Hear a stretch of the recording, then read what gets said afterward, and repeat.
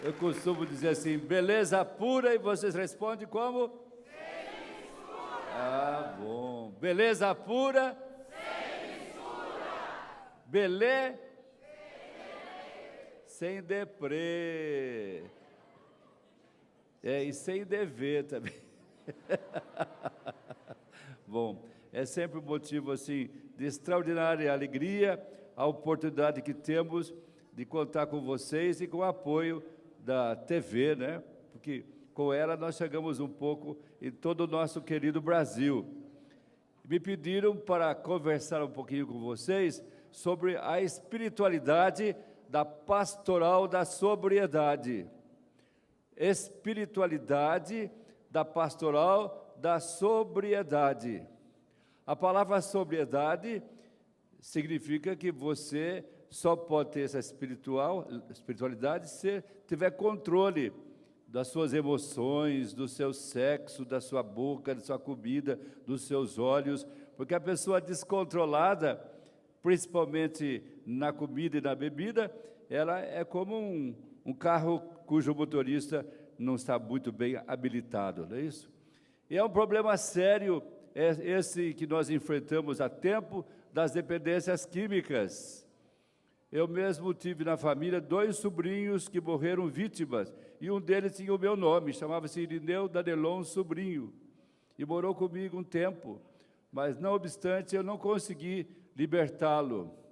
E então, após a sua morte e a do outro, José Antônio Danelon também, eu tomei esse propósito, ainda mais que naquela época eu tinha sido eleito pela pastoral do CNBB, representante da juventude, bispo da juventude.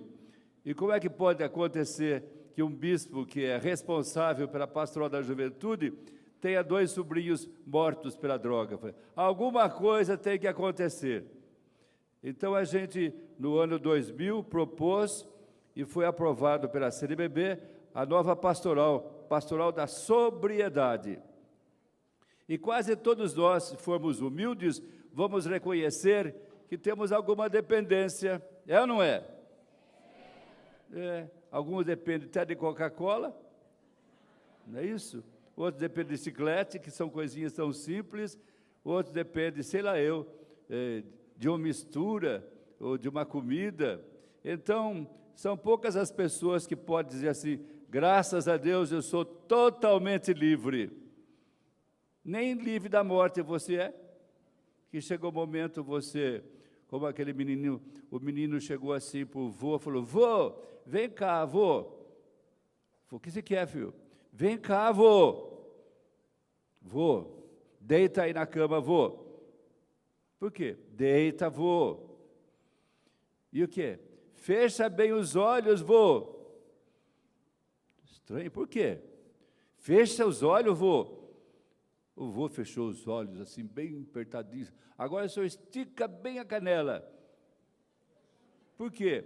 Porque a mãe falou que quando o vô fechar os olhos e esticar a canela, nós vamos ficar ricos. Até o netinho já estava dependente. Tá? Ao invés de conquistar a riqueza com as próprias mãos, já estava dependendo do vô. E tem dependência de pessoas também, não sou livre, porque se a pessoa não estiver comigo, eu não sou nada, não sou ninguém. Não, todos nós somos criados à imagem e semelhança de Deus, livres para amar como Jesus, que disse, amai-vos uns aos outros, como eu vos amo.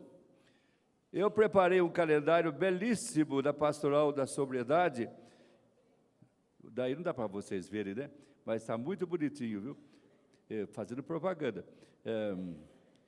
E na primeira parte está escrito assim, palavras do Santo Padre o Papa, estendamos a mão a quem vive em dificuldade, a quem caiu na escuridão da dependência, talvez sem saber como, e digamos-lhe, você pode se levantar, você pode subir, é exigente, mas é possível se você o quiser. Papa Francisco, palmas para ele, né? Bonito. Mas não foi o primeiro que disse isso. A Sagrada Escritura, desde o Antigo Testamento até hoje, vai batendo nessa tecla, através dos profetas, através, assim, do próprio Jesus Cristo e depois dos apóstolos. Eu não vou tocar nesse assunto já, porque depois, na hora da missa, esse vai ser, assim, bem dizer, o tema principal, né? A palavra de Deus que nos liberta. Mas agora eu queria, assim, propor a vocês que a gente tirasse algumas conclusões inteligentes, porque às vezes fazemos alguma afirmação e não tiramos conclusões. Então, eu faço uma afirmação e depois vamos tirar conclusões práticas. Por exemplo, a participação da igreja só pode ser eficiente quando, de fato, ela traz em seu seio pessoas inflamadas, apaixonadas por Jesus Cristo e pelo seu projeto libertador. São Paulo aos Efésios diz assim: não vos embriagueis, mas enchei-vos do Espírito. Vamos repetir? Não. E vocês estão cheios do Espírito? Sim. Que tipo de Espírito que vocês têm? Que não seja espírito de porco, né? Porque alguns, nossa, fazem cada coisa que está bem longe do Espírito Santo. É isso? Até o diabo duvida de certas coisas que algumas pessoas fazem. Não vos embriagueis, mas enchei-vos do Espírito Santo. Vamos repetir? Só as mulheres. Não vos embriagueis, mas enchei-vos do Espírito Santo. Você vê como os homens são mais grossos? Falam vocês, homens. Não vos embriagueis, mas enchei-vos do Espírito Santo. Todo mundo junto agora. Não vos embriagueis, mas enchei-vos do Espírito Santo.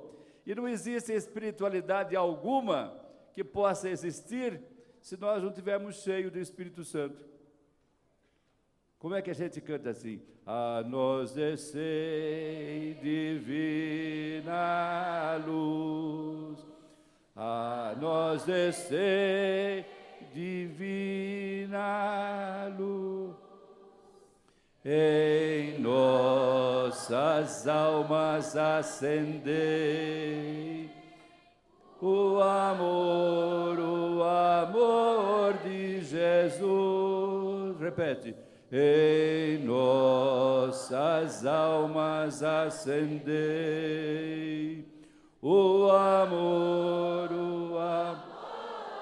Jesus. E uma coisa é acender o fogo. Outra coisa é manter o fogo aceso. Então, nós estamos agora pedindo a Deus que acenda em nós, mas que mantenha viva essa chama. Não vos embriagueis, mas enchei-vos do Espírito Santo. A cada momento nós somos, assim, inspirados pelo Divino Espírito Santo. Por isso, Jesus disse assim: sem mim, ele se referia também ao Pai e ao Espírito Santo, sem mim, nada podeis fazer. Como é que é? Sem mim, nada podeis fazer. Agora vou repetir o seguinte: sem mim, fala o próprio nome. Irineu Danelon, você nada pode fazer. Eu dei o exemplo do meu nome, cada um diga o seu nome. Irineu Danelon, nada podeis fazer. E numa luta aguerrida como essa de combate às bebidas, às dependências químicas, às drogas, é claro que o diabo vence se nós estivermos sozinhos. Precisamos de uma espiritualidade que não é uma coisa assim, aérea, mas é o próprio Deus, porque Deus é amor. E se a gente não se encher de amor, não tem coragem. E se não tem coragem, o que vai fazer? Uma pessoa medrosa. Muitas vezes é o próprio Satanás que incute medo na gente, né? Enchei-vos do Espírito Santo. Enchei-vos do Espírito Santo. Cada um de nós tem suas fraquezas, seus limites, suas dependências. É preciso que a gente reconheça essa verdade fundamental para poder, assim, abrir espaço e que o Divino Espírito Santo habite em nós. Vós sois o templo vivo do Espírito Santo. Vamos repetir?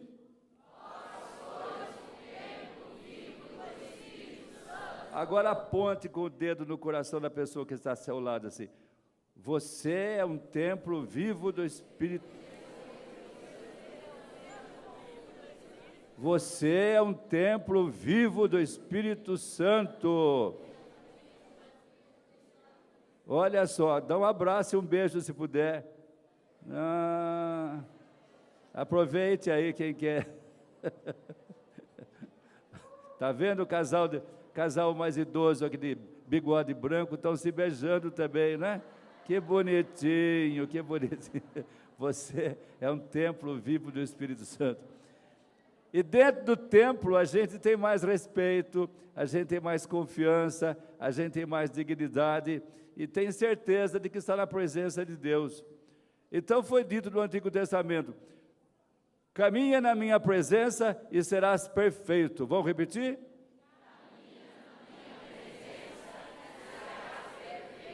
E o que a igreja repete frequentemente na sua liturgia? O Senhor esteja convosco. Está no meio de nós. Está no meio de nós. Vocês viram agora aqui a presença eucarística de Jesus, mas mesmo que não houvesse Eucaristia, a presença dele no meio de nós é uma realidade. E quando nós temos esse costume, essa virtude de estar na presença de Deus, já temos, assim, mais cuidado em não ofendê-lo, de ter dignidade. Quer comais, quer bebais, quer façais qualquer outra coisa, fazei tudo para a maior glória de Deus. Quer comais, quer bebais, quer fazeis qualquer outra coisa, fazei tudo para a maior glória de Deus. E fazer sexo, o casal também é glória de Deus? Sei lá, eu nunca fiz, né? Mas eu sou solteiro, né? Mas às vezes não é. Tinha aquele que virava, tinha na cabeceira assim, a imagem de Nossa Senhora e de Jesus. E quando ia ter relação sexual com a esposa, ele virava o quadro santo para a parede, para não ver. Mas alguém tem dito assim, para um casal que é abençoado por Deus, a relação sexual é tão santa quanto o altar para o padre. Mas, em geral, a gente deturpa, fala de pornografia, né? Depois vai ao motel e não é que precisa virar muito santo na parede, né? Mas lá não tem nem quadro de santo, suponho, porque também nunca fui, né? É isso. Bom, uma fundamentação para a gente assim. Deus não é obrigado a amar a gente. Ele não tinha nenhuma obrigação de fazer com que eu vivesse, que eu fosse. Então, o amor de Deus, de princípio, é gratuito. Se antes de nascer, nada mereceu para poder nascer. Foram os seus pais, talvez, que tivessem merecido, mas você não. Então, já ganhei a vida sem merecimento próprio. O amor de Deus é gratuito. E se o amor de Deus é gratuito, nós temos em nós esse mesmo amor, o nosso verdadeiro amor se distingue pela gratuidade. Eu não estou amando para receber favores, eu estou amando porque faz parte da minha natureza. Fiz-me entender?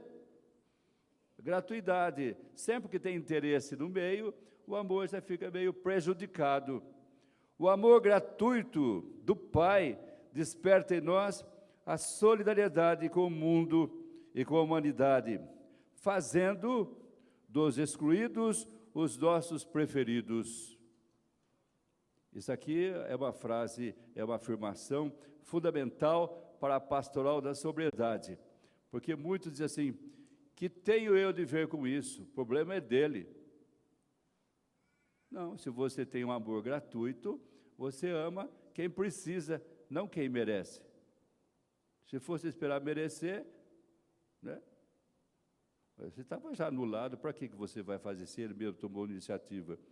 Então, a gente faz dos preteridos os nossos preferidos. Faz de quem? O que é preterido, hein? Preterido é a pessoa que está assim, descartada, porque ela faz cada coisa, é quase como um objeto descartável. Usou um copinho de café, joga fora. Descartável. Uma pessoa que bebe, que usa droga, e não é da minha família, diz assim, não tem nada a ver com isso, né? Eu não vou perder meu sono por causa dele. Mas se você tem um amor parecido com o amor de Deus Pai, o seu amor gratuito tem a ver com tudo isso. Tanto é verdade que tudo o que você fizer a um dos meus pequenos irmãos, é a mim que foi feito. Então, Jesus, presente nos irmãos, mesmo que eles não mereçam a presença, retribui. É até um copo d'água dado por amor, será recompensado. Imagina um copo de pinga, disse o bêbado, né? Se até um copo d'água Deus recompensa, imagina um copo de pinga. Dá uma pinga aí. Não é?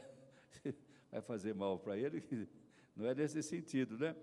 Mas o amor de Deus é tão importante, tão profundo, que Ele mesmo vai anotando em nossa caderneta de poupança espiritual os benefícios gratuitos que nós fizemos, é Ele quem paga.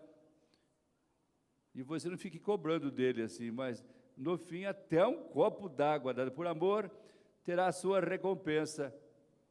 Por amor, não por interesse próprio. Aqui já trouxeram um copo d'água para mim, quem trouxe já vai receber a recompensa, né? O testemunho de Jesus que veio para salvar quem está perdido. Eu desci do céu não para fazer a minha vontade, mas a vontade do meu Pai. E a vontade do meu Pai é que ninguém se perca.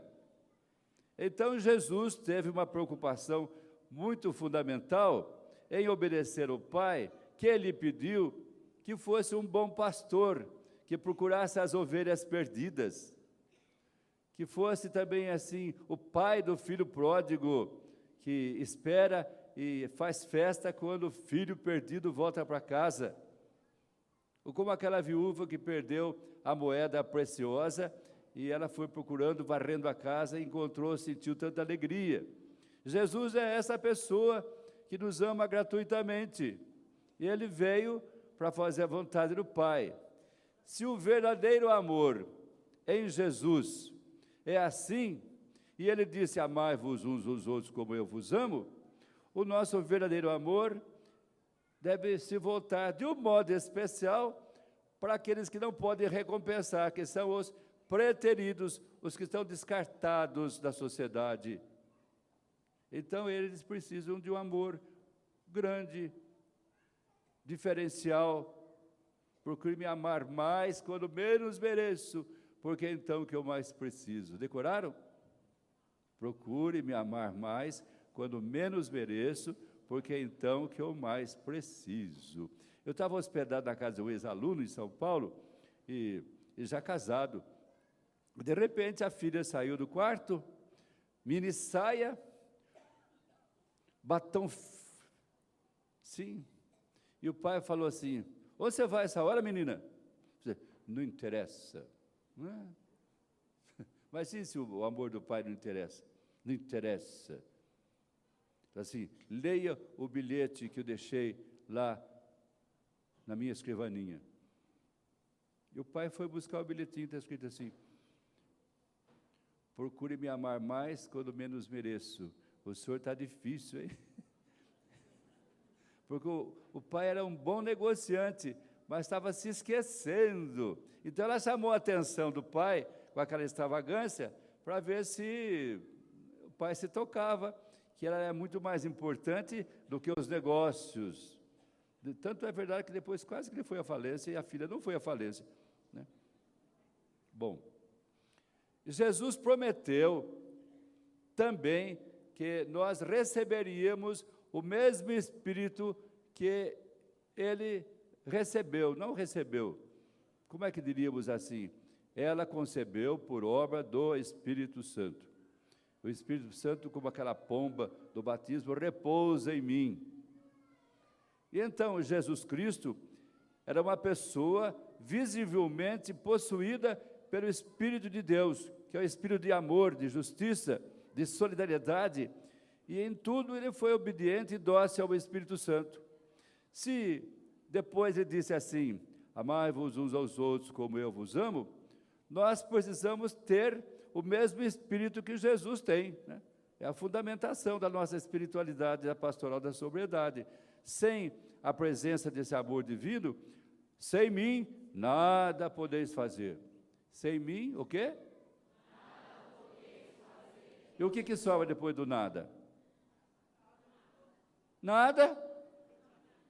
Sem mim, nada podeis fazer. O que sobra depois do nada? Tudo. Não é verdade?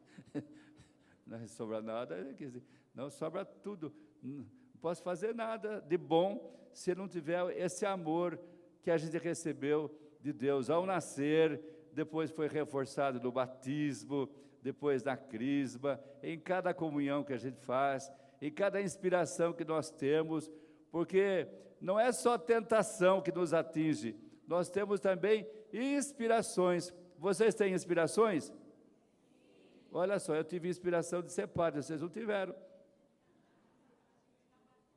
Mas tiveram a inspiração de casar, e eu não tive. E a mulher falou, graças a Deus. E eu não vou falar a mesma coisa, mas também às vezes, graças a Deus. Porque às vezes é um amor possessivo no casamento, não deixa nem sair de casa sozinha, mas não confia, né? É um amor assim, muito diferente daquele de Jesus. Então, a nós recei divina luz e nossas almas acendei, e incendei a minha alma. Canta. Incendei a minha alma. Incendei a minha alma, Senhor. Mais forte. Incendei a minha alma, incendei a minha alma, incendei a minha alma, Senhor. E o Divino Espírito Santo é o próprio amor que o Pai tem para com o Filho e que o Filho tem para com o Pai e que faz dos dois e Ele um só. O mistério da Santíssima Trindade, né? E esse mesmo amor que nos é comunicado. Então você tem o poder de amar como Jesus ama, porque o Espírito Santo que o concebeu, que o educou, que o acompanhou, que o inspirou, é esse mesmo Espírito Santo que nos concede. Pentecostes aí, né? Pentecostes, quando os apóstolos se abriram para acolher o Espírito Santo que Jesus havia prometido, começou a igreja. E a igreja continua quando ela é movida pelo Espírito que animou o Pentecostes. Então, com esse potencial todo, a gente é capaz de enfrentar qualquer problemática, com coragem. Sem coragem, a gente tem medo. E quem tem medo de morrer, morre de medo. É ou não é? Vou até repetir, quem tem medo de morrer, morre de medo, tá? Eu não vou me meter nessa pastoral aí, não, é muito complicada. E às vezes esconde até que o próprio filho usa droga, porque não quer complicação na vida, faz de conta que ele é bom, né? Tem medo, tem medo. Quem tem medo de morrer, morre de medo. Então o Espírito Santo nos dá coragem, nos dá sabedoria, nos dá discernimento, nos acompanha na fidelidade, na perseverança. E sem isso, num trabalho tão difícil como é esse da pastoral da sobriedade, a gente não consegue fazer nada mesmo. A nós descer divina luz. Que beleza. A nós descer divina luz em nossas almas. O amor de Jesus. O amor.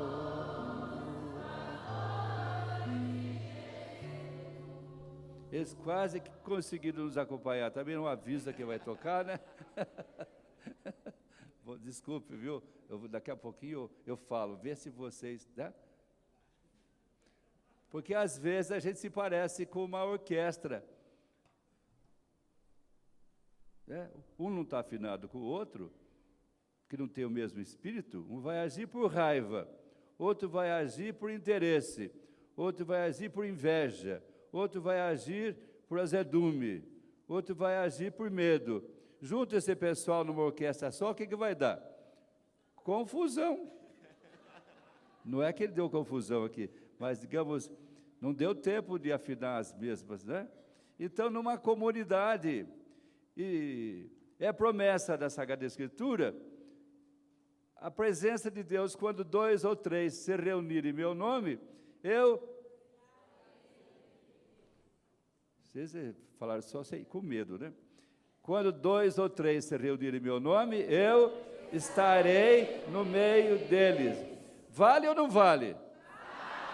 Que ter fé não significa ver Deus no céu. Que o diabo também sabe que Deus existe. Ter fé é crer naquilo que Deus fala. Eu vos disse essas coisas para que a minha alegria esteja em vós e a vossa alegria seja perfeita. Então, a nossa espiritualidade está baseada sempre na Sagrada Escritura. Pois na missa de hoje, se der tempo, nós vamos retomar esse propósito, né? Aquilo que está escrito na Bíblia não é de ontem. Passará o céu, a terra, as minhas palavras não passarão. Então, se você tem que enfrentar uma problemática e você tem embasamento, a fundamentação na Sagrada Escritura, Deus está conosco. É testamento, viu? O testamento é a promessa de que aquilo vale para sempre. O Novo Testamento, o Antigo Testamento se fundem na pessoa de Jesus. Bom, vou dizer o seguinte ainda. Nessa nossa presença da pastoral da sobriedade, percebemos, depois de tanto tempo, que o mais importante sinal de amor é a tal da acolhida incondicional. Ou seja, todo mundo merece ser bem acolhido. Ainda ontem chegou na casa de recuperação lá em Lins, um fulano. E os outros não estavam sabendo que ele ia chegar. Nós fizemos uma reunião e depois um se levantou e foi até eles e disse: um abraço, viu, meu, bem-vindo. Aí o outro levantou: um abraço e um beijo, seja bem-vindo. Outro levantou: que bom que você veio. Outro falou assim: nossa, conte conosco, viu? Outro disse: aqui é muito bom, nós nos entendemos. Mas depois dessas afirmações, o cara falou assim: é aqui que eu fico, né? Não é isso?